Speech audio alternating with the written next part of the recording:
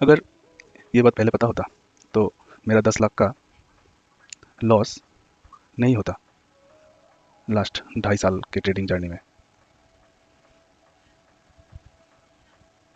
और जो रियलाइजेशन के बाद रिकवरी सिर्फ 6 महीना में कर चुका, वही कॉन्सेप्ट आप लोगों से इस वीडियो के माध्यम से शेयर करेंगे। लेकिन उससे पहले आप लोग काइंडली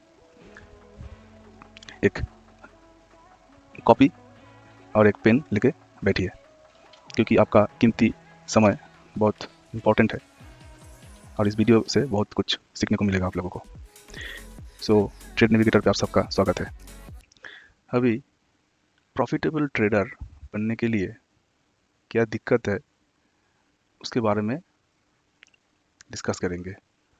प्रॉब्लम्स, बाद में सॉल्यूशन के बारे में बोलेंगे। तो प्रॉफिटेबल बनने के लिए सबसे इम्पोर्टेंट है जानना कि ट्रेडिंग में 4 कंपोनेंट होता है। फर्स्ट कंपोनेंट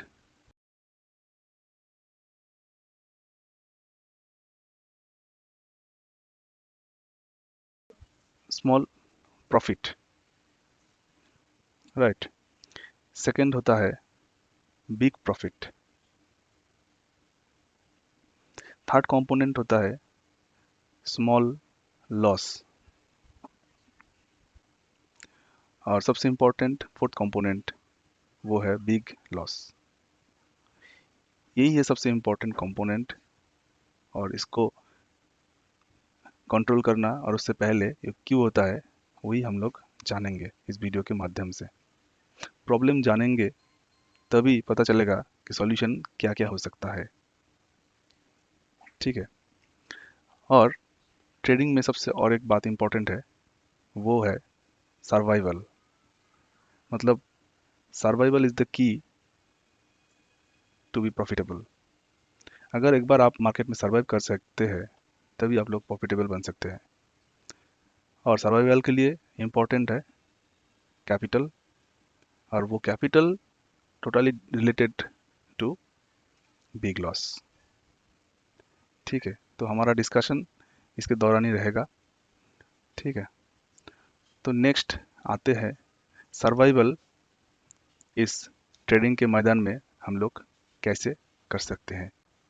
तो सर्वाइवल के लिए क्या करना होगा, स्टॉपिंग द बिग लॉस करना होगा। मतलब हम लोगों को बिग लॉस को स्टॉप करना है एनी हाउ। और उससे पहले क्या करना होगा, stop loss sorry big loss क्यों होता है वो जानना पड़ेगा। बिग लॉस मेनली 3 कारण से होता है, ये आप लोग लिख लीजिए। First one is avoiding stop loss, मतलब स्टॉप लॉस नहीं लेना। सेकेंडली बिग क्वांटिटी साइज, मतलब लॉट साइज को इंक्रीज करना। इसके डिटेलिंग में धीरे धीरे आएंगे। और थर्डली ओवर ट्रेड, ठीक है। और ये क्यों होता है, किस किन सिचुएशन में होता है उसके बारे में अभी डिस्कशन करेंगे। तो पहले आते हैं अवॉइडिंग स्टॉप लॉस। क्यों होता है अवॉइडिंग स्टॉप लॉस? ज़्यादातर टाइम क्या होता है, बिफोर एंट्री हम लोगों के पास कोई स्टॉप लॉस नहीं रहता है। मतलब ये एक्चुअली स्ट्रैटेजिक गलती है। तो मतलब एक्चुअली एंट्री से पहले हम लोगों को फिक्स करना चाहिए जो कि यही है हमारा स्टॉप लॉस, ठीक है। तो ज़्यादातर टाइम ये नहीं रहता है, ठीक है, इमीडिएट एंट्री हो जाता है। और सेकेंडली जो है बाद में फिक्स्ड होता है एसएल, ठीक है। स्ट्रेटेजी ठीक हो गया, एसएल भी फिक्स हो गया कि यही हमारा स्टॉप लॉस है, मार्क भी कर लेते हैं कभी कभी, ठीक है। लेकिन दिक्कत है कि वो ले नहीं पाते हम लोग, ठीक है। स्टॉप लॉस मतलब नेगेटिव में जा रहा है, ठीक है, पैसा नेगेटिव में दिखा रहा है। उस टाइम ऐसा लगता है कि एक्सेप्ट नहीं करेंगे तो पॉजिटिव में आ जाएगा, मतलब होप होप जनरेट होता है। और इस होप के वजह से हम लोग स्टॉप लॉस लेना अवॉइड करते हैं। और ये स्टॉप लॉस लेना अवॉइड करने के बाद तब क्या होता है, ज़्यादातर टाइम एक सिचुएशन होता है, हम लोग क्या करते हैं, एवरेजिंग करते हैं। मतलब और भी लॉट साइज और क्वांटिटी ऐड कर लेते हैं एक नेगेटिव ट्रेड पे, ठीक है। पहला भूल और गलती सेकेंड गलती को ट्रिगर कर देता है। यही है साइकोलॉजिकल वॉरफेयर। ठीक है, तो अवॉइडिंग स्टॉप लॉस किया, उसके बाद एवरेजिंग कर दिया। ठीक है, बाय डिफॉल्ट क्या होता है, बिग लॉस हो जाता है। और ये बिग लॉस क्या करता है, दो आउटपुट देता है।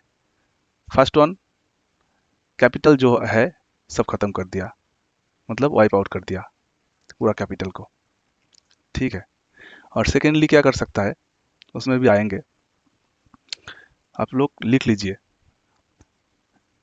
अगर कैपिटल सपोज वाइप आउट नहीं हुआ, कुछ कैपिटल अभी भी जिंदा है, ठीक है, तो हम लोग क्या कर सकते हैं, वह क्या करते हैं ज़्यादातर टाइम, रिवेंज में आ जाते हैं। ठीक है, और भी ट्रेड करेंगे, आज ही रिकवर कर लेंगे सारा पैसा। ठीक है, रिवेंज मेंटेलिटी और साइकोलॉजी ट्रिगर होता है।